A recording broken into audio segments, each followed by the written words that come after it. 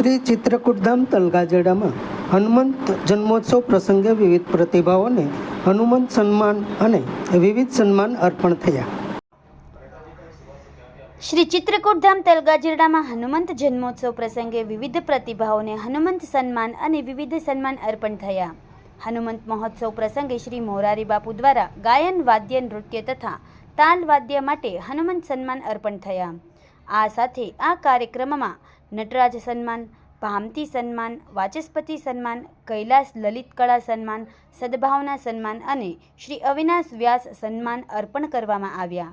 કાર્યક્રમ સંચાલન સાથે શ્રી હરીશભાઈ જોશીએ શ્રી મોરારી બાપુ દ્વારા કળા પ્રતિભાઓના સન્માન ઉપરાંત વિવિધ ધાર્મિક, આધ્યાત્મિક અને સામાજિક સહયોગ ઉપક્રમોનો ઉલ્લેખ કર્યો.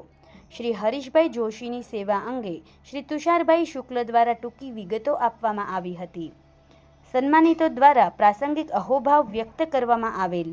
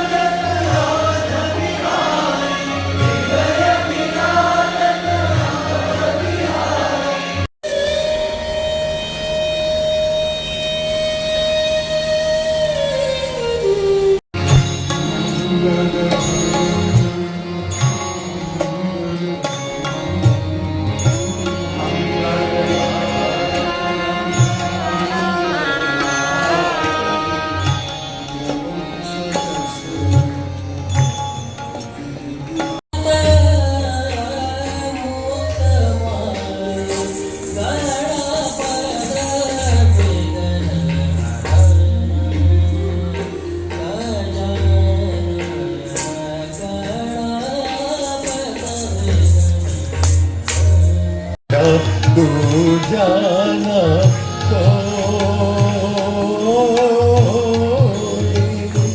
सुख के सब साथ दुख में न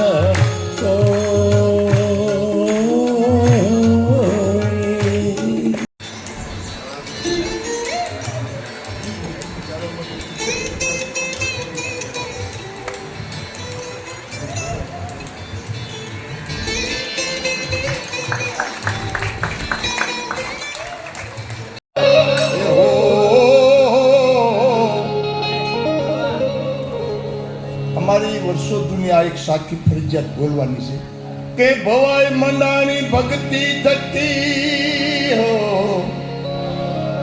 ने माऊ मैया मोती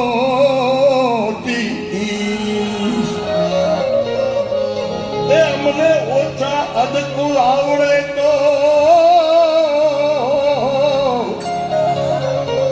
तने हृदय नगर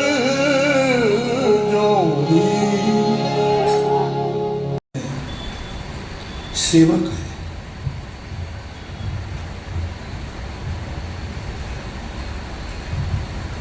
भगवान राम हनुमान जी के सामने सेवक की व्याख्या करते हुए बोले, सो अनन्य जाके असी मति न करे हनुमान, मैं सेवक। ऐसा कहकर हनुमान जी एक ऐसे सेवक है, यहाँ कोई कथा का प्रसंग नहीं है, लेकिन कुछ बिंदु को स्पर्श करना चाहता हूँ उस सेवक है। और सेवक है इसीलिए स्वामी भी है, वो स्वामी है क्योंकि हनुमान जी शिव जी का अवतार है और शिव जी राम के स्वामी भी है। और मुझे ये कहने को मन कर रहा है कि जो सेवक होता है वही स्वामी होने के लिए लायक होता है।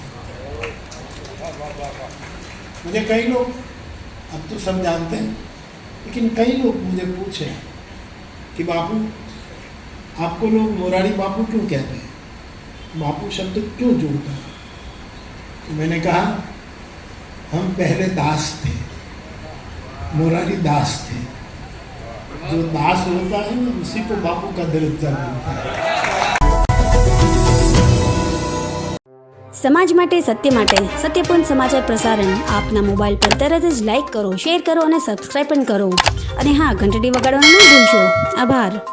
સમાજ માટે સત્ય સાથે સત્યપુંજ અહેવાલ, સમાચાર તથા જાહેરાત પ્રસારિત કરવા સંપર્ક સાધો. સત્યપુંજ સમાચાર પ્રસારણ, લબ્ધિ કોમ્પ્લેક્સ, તાલુકા પંચાયત સામે, સિહોર.